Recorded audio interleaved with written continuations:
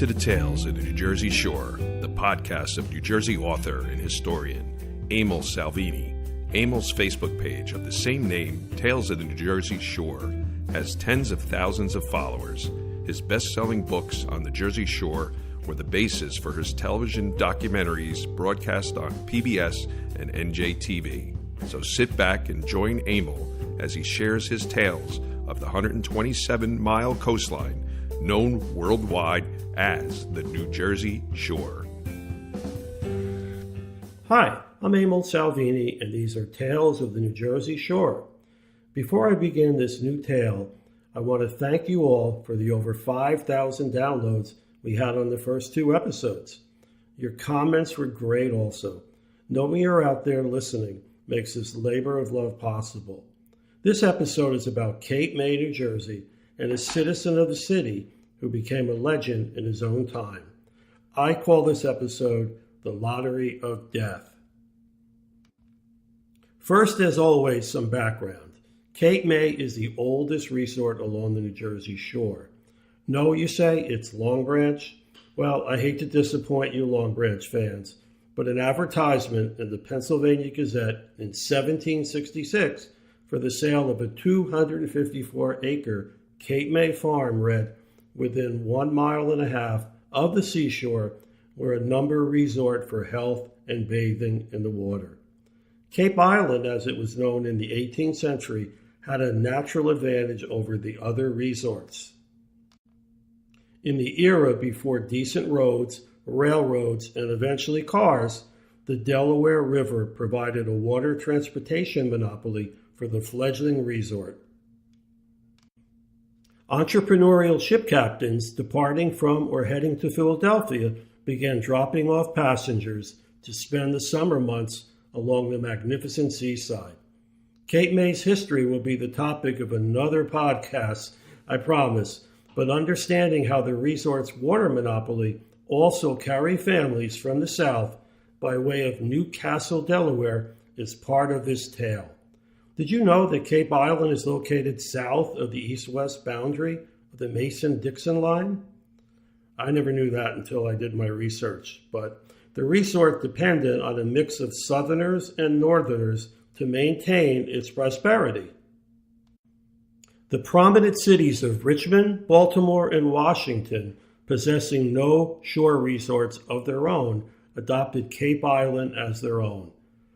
The highlight of each season was the gala ball that took place in an immense gaslit hotel dining room. The elite of the North and South would dance the night away in the magical light of 100 flickering gas chandeliers. That must have been an amazing sight. It would blow me away to see that today. After the dance, they would sit on the moonlit porch and ponder the approaching storm that would become the Civil War. On the eve of the Civil War, the resort found itself in a pickle, and town officials and merchants eventually declared for the Union, and they suffered the consequences. The Southern trade, wealthy planters and merchants abandoned their favorite seaside retreat, most never to return. It took over a century to recover. The Cape May Ocean Wave wrote, "The grandest hop came off at Congress Hall, but the dance showed a scarcity of young men. Thousands who other seasons tipped the light fantastic are sleeping in heroes' graves or now march instead of dance to the music of fife and drum upon the soil of rebellion." One such hero was local resident Henry W. Sawyer, the central figure in our tale. Sawyer was a carpenter by trade and moved to Cape May in 1848. When the Civil War erupted, Sawyer was one of the first Cape May men to volunteer for the Union Army. The young man was so determined to do his duty that he traveled to Trenton, New Jersey, to offer his services directly to the governor. The fact that New Jersey forces had not even been organized yet did not deter him, and he joined the Pennsylvania unit. He distinguished himself, advancing from private to second lieutenant in only 60 days. Sawyer returned to Cape May at the end of his 3-month enlistment But soon he was knocking at the governor's door again. On February 19, 1862, he was assigned to the 1st New Jersey Cavalry, Company D, as a second lieutenant. By October, he advanced to the rank of captain of a Company R, and before he knew it, he found himself in the middle of the largest cavalry battle of the Civil War that took place at Brandy Station, Virginia. Jeb Stuart's famed horsemen engaged the Union cavalry in a bloody affair where 21,000 men fought along the Rappahannock River for over 12 hours. Although the Confederates narrowly held the day, the Union cavalry came away with a bolstered ego. They had taken on the infamous rebel cavalry and fought them to a standstill. What happened next to our boy Henry Sawyer would evolve into what was known nationwide as the Lottery of Death. Sawyer was badly wounded. In that battle, he was captured and sent to Libby Prison in Richmond, Virginia. The strange events that followed made Henry's name known north and south. On July 6, Sawyer and 75 of his fellow imprisoned captains were gathered in the prison yard. They anticipated being informed about arrangements for the release. They were horrified when told the actual reason for the meeting. A Union general, Ambrose Burnside. By the way, check his photo out on Wiki. He has these massive sideburns, and many people think that Burnside became Sideburns and were named after him. No kidding. Well, he had tried and executed 2 Confederate officers for spies. 2 of the Union captains were then to be hung for retribution. Since they were legitimate prisoners of war, which 2 would be executed? The Confederates had originally chosen 2 Union officers for their executions, but they had political connections, and Confederate President Jefferson Davis spared them. Word came down to choose 2 captains from Libby Prison. The commander, or the warden, Captain Thomas Turner, said to the 75 men in the prison yard, "It is my painful duty to communicate to you an order," and it went on and on. These men then formed a square, and a table was placed in the center. The names of each captain were written on a slip of paper, carefully folded, and then placed in a box. The warden gave them a chance of who was to pick the first 2 notes, the names of the men to be shot. All declined, and Henry Sawyer stepped forward and suggested a chaplain from the 6th Maryland Infantry, Reverend Joseph Brown. They all agreed, and the first name in the Lottery of Death was, you guessed it, Captain Henry Sawyer. The second, a Captain John Flynn of the 51st Indiana Infantry.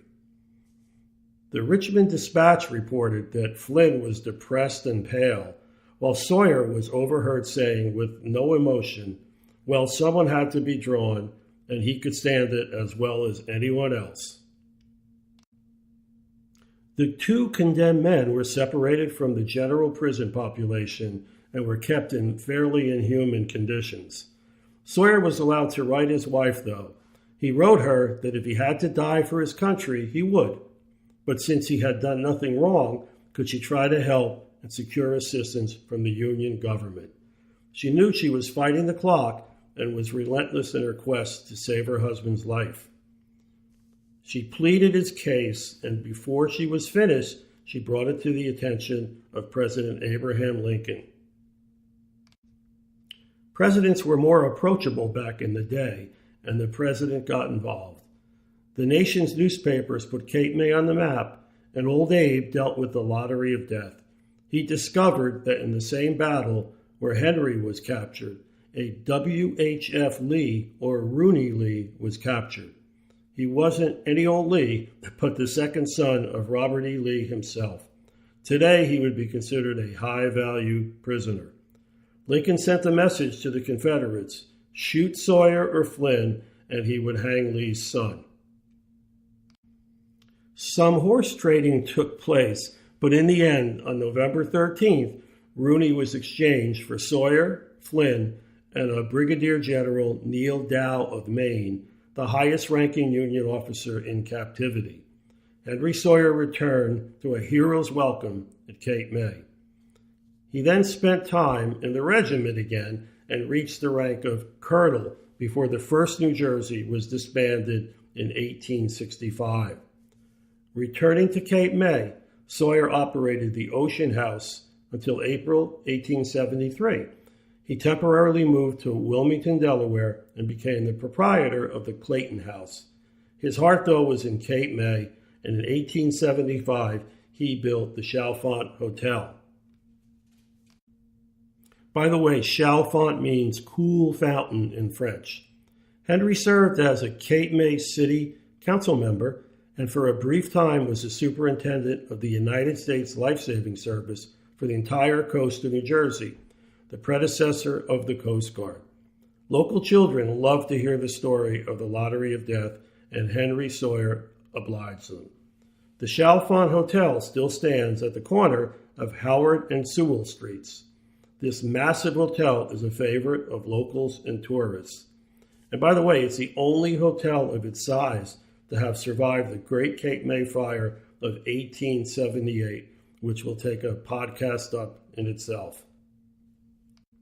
So, I hope you enjoyed this tale. The next time you visit the Chalfonte Hotel and relax with a cooling drink on its wonderful porch, think of Henry Sawyer and the Lottery of Death. Please share the link to this podcast with your friends and relatives. This is Emil Salvini for Tales of the New Jersey Shore, and thank you so much for listening.